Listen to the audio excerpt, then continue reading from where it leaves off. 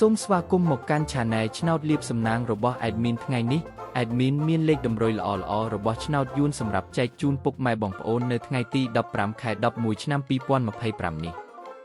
ដូចនេះ Admin មិនចង់ឲ្យចំណាយពេលវេលារបស់ពុកម៉ែបងប្អូនយូរតោះយើងមកតាមដានលេខតម្រុយរបស់យើងទាំងអស់គ្នា